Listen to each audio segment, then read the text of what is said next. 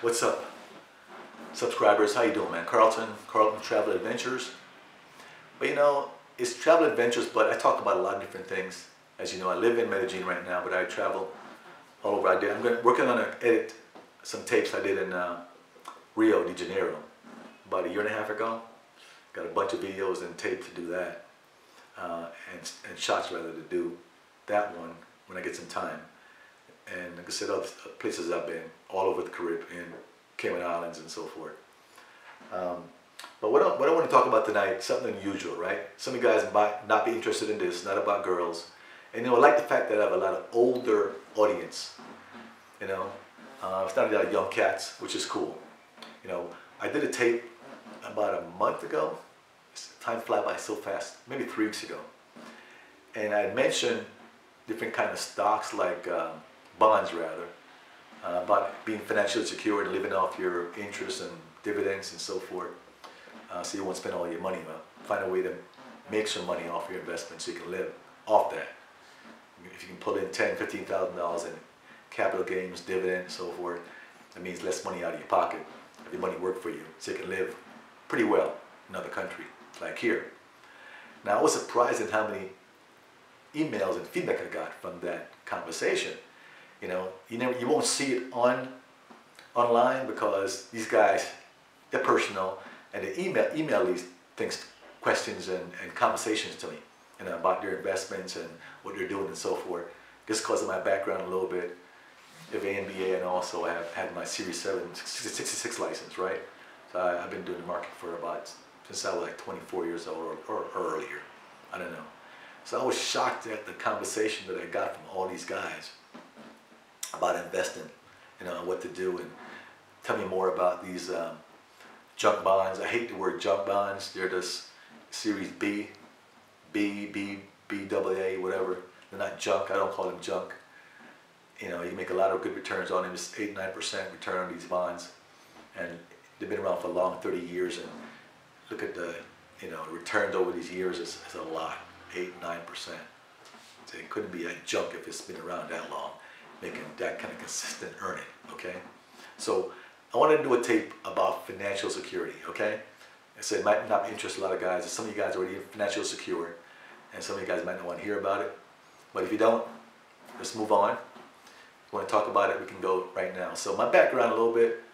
I said, if you ever been on a cruise, you know what? By now you pick up I wasn't born in the country, in the U.S., but I came when I was like 12 years old. If you ever went on a cruise to the Bahamas or the island, the Cayman Islands or Jamaica, and the ship would dock, and then you see these little kids in the water, you throw them quarters, or throw them, you know, silver dollars, throw them 50 cents piece or whatever, and they dive it up, you know. Well, that could have been me, all right? Came to the U.S., parents were third grade education, you know, uneducated, you know, cleaning stuff, cleaning toilets and working in hospitals, wiping floors and all this stuff. And I watched my dad, man, what he went through, they worked 2-3 jobs. It's, you know, people say that as a joke, but it's true. I watched him work 2-3 jobs each, and including cleaning the banks at night. And he let my son, my brother and I, were in high school. It was embarrassing as shit. When he was feeling tired or what, my dad was feeling tired and didn't want to do it, he told us to go clean the bank. And we're high school athletes, we're track and soccer stars. And that's embarrassing, man. So we'd drive the car, park in the parking lot of the bank, and kind of hide in the car. Nobody would see us going in. Make sure nobody's watching us, especially all the students and whatever. And we sneak in the bank, try to do it as fast as we can and get out there and drive away. Nobody sees us, right? Part of growing up, you know. But even when I was growing up, I never considered myself poor. Never considered myself poor. Even when I was back in the islands, you know, I always had food to eat because you have a lot of fruit trees and you grow yam in the ground and potatoes, and never starved at all. Never heard the word nigger before I came to the U.S. Innocent, you know. But you came here and I saw what my dad went through in the 70s, early 70s. And I didn't want to do that. I said to myself, I'm not going to do that. So I got a good education, 3 degrees from Rutgers, and then worked a couple of years in New York City I got my MBA. But when I went to New York City to work, I grew up in New Jersey, Hackensack. When I left college, I worked for the U.S. Treasury Department as a bank examiner. Pretty good job. So I was around Wall Street all the time. We examined the big banks, Citibank and so forth, Chases. And that's where a couple of these white cats, taught me. That's probably the only two blacks on the team at the time, back then, 82, yeah. Some of these young white cats taught me the market, and I love the market. I love the market. It's done very well for me. And people are scared of the market, but if you know what you're doing and you have a long-term view of things, you really won't lose any money, okay? So let's just go back to financial security, all right? How do you do that? I would say some advice, which you guys probably already know. If you want to hear it, you can turn it off, or you can just have a conversation, give some feedback. First thing I learned when I came here, watching my dad and talking to old folks, I love talking to old folks. Old folks have knowledge. Get a chance to sit down with older folks. With this one dude I met, Bill Westland. I was probably in the 20s and he was probably 70. Worked years as an executive at U.S. Steel. Then retired and worked in the bank through a connection he had. And he worked with me. And he would tell me all this stuff. I listened to him all the time, took notes when he left. Smart guy. And then he would tell me things like, remember he telling me one time when we were working together on an audit down in Key West, and he'd tell me a story about when I was younger, about your age, this old guy at U.S. Steel was telling me, if you put $10,000 in this fund called Vanguard Windsor Fund, by now it'd be worth, X amount of money, 80,000 or whatever. Remember the old man telling me that, but when I was, back then I had 3 kids, 3 or 4 boys, and I couldn't do it. But I look back years later and see, damn, if I had put 10,000 in Vanguard Windsor Fund, it'd be worth X by now. He never tell you to do anything. They drop these hints at you about these funds, about these stock. At lunch, tell me all this stuff, and I sit down, soak it all in, go back to the room, take notes and so forth, do my research, So I actually, that was the first mutual fund I invested in, Vanguard Windsor, right? And that was, bam, when I was 23, 24 years old, way back then. Then I did the market stuff, research, and then started investing in the market way back then. This goes up and down, but look, you could have invested when the market tanked back in '87. I'm not saying I did this at all, but you could have bought like Fifth Third Bank for $1.10 a share. Just imagine doing that. Get an extra $500 and say, what the hell, me take a chance and do that. See what it's worth right now. Could have bought Bank of America for $3 a share, $3.50 a share. Could have bought Wells Fargo for $10 a share. You could have bought, all this stuff so cheaply. Look what the market's at a high right now, right? So don't be scared of the market. A lot of money to be made in it. Just remember when to get out. When it gets so high, get out if you can, especially when you get older. And in your 60s, late 50s, you can get out of it, or cash certain part out and save it, and put it in something good like bonds, and get some income. But anyway, some quick hints about how to be successful. Don't waste money. I've never owned a Gucci or some other thing, Coach or a Fendi. I don't know who's Gucci. I don't know who Gucci is. Never met the guy. Why am I giving the guy my money? I have a family member, poor, working for the city. Came to my house one time in Texas, asked my wife, you have no Coach bags? I'm like, look, Coach bags? What the fuck are you talking about, Coach bags? You own Coach bags? Yeah, I have 3 Coach bags. I'm like, really? Okay, great. And you work for the city? Look how much money I make. I have no Coach bag. I have no Gucci. I have no Gucci. Never heard of Gucci because I don't know. Well, I know who Gucci is. Am I buying this stuff for $1,000? It's worth about $50. No. Okay? That's a waste of money. Sneaker collection.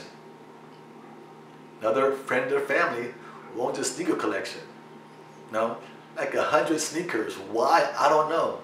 You're going to throw them away later on? Don't do that. All right? When I was coming up, what I did was when I was in 24 to 30, I think, every time I got an increase, I put that increase away as if I never saw the increase. Let's say I was making 30,000 as a number, and I got raised to 35,000, you know, whatever that 5,000 increase was as far as take home, I just put that all away in the savings. Never touched it. I still lived on 30. Did that for like 5-6 years, lived on the same amount. I'm not sure if it was 30, 40, 50, whatever it was. But I never lived on the same amount of money for 5 years and always put that increase away. Maxed out my 401k and put more in a Roth, okay? 6%, company matched that. I put an extra 2% or 3% plus put money in a Roth. Do that over a 20, 30-year period and see what happens to your money, or it compounds, you know? Always reinvest dividend capital gains when you do that stuff over 20, 30-year period, okay? And then one big advice, do not tell your friends or especially co-workers how much money you make and what your source of income is. What I mean is this, okay? So you have first, try to have 3 sources of income. Learn that early. 3, okay? And my advice is, what I did, your wages from your regular job, always try to do something else. Your boss is going to let you go eventually, especially if you get older. Real estate, stock market. That's my 3. You can also do, my buddy did DJing, made money on the side DJing, okay? Forex trading. I know people are making a lot of money doing Forex trading. Is it gambling? Yeah, it's sort of, if you know what you're doing and do correctly, you can make money Forex trading. Uber driving.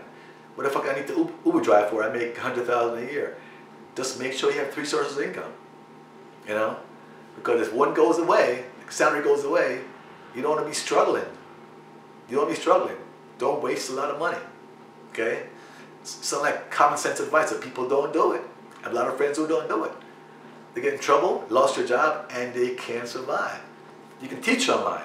Teach Spanish, teach Chinese kids English online, you know? Just got to be able to pull some money in all sources. But don't tell your boss or people at work you're making extra money.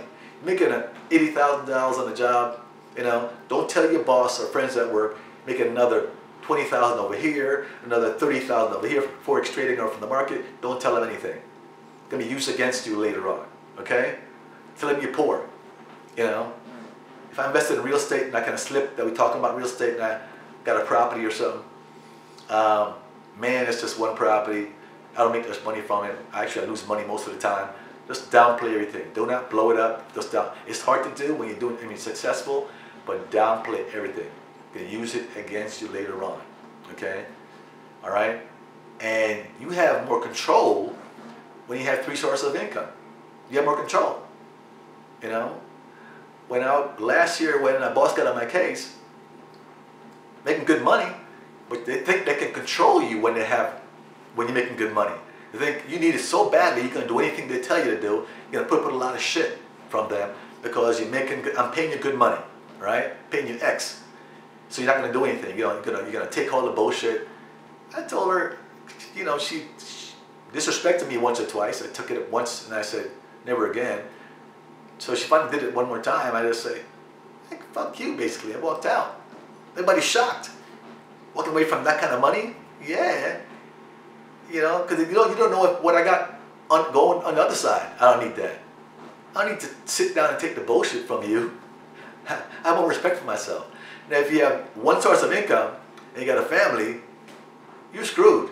You have no choice but to take that shit. That's how my dad did that shit back in the days, in the 70s. You know, took a lot of bullshit from people at work, especially being, you know, back then, in the 70s, uneducated, had to do jobs they didn't want to do, come home. So I've come home real frustrated many times, all right?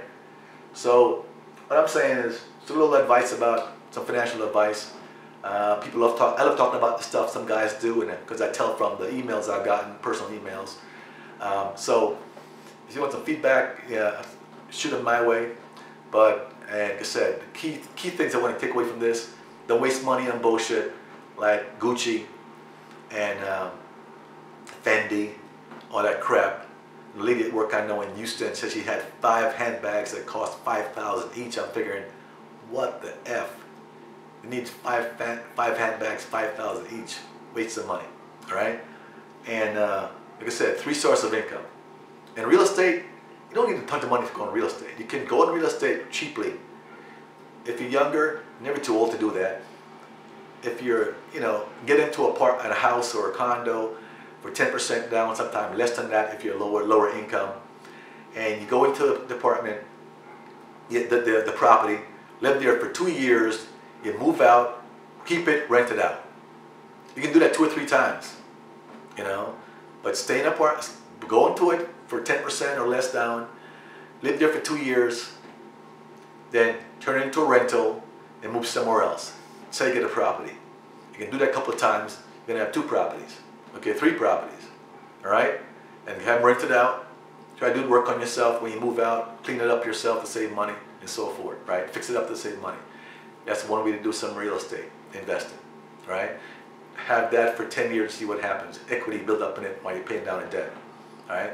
So when you retire, have that as income coming in. Different ways to make money. You go online too and look at YouTube and see how many ways out there you can make money. I'm not saying make money on YouTube, but there are people out there telling you different ways you can make money. If you look at YouTube, various ways, different kind of applications and so forth. You can make $100 a month here, $50 a month here with this application, and so forth. So look at YouTube. Always try to find ways to make some money. All right. Just want to talk about investment, man. Probably too long-winded now, but I love doing this stuff. All right. Subscribe. I'm doing real well now, and I'm getting up there to almost 500. All right. Thanks. Appreciate it. Have a good night. Bye.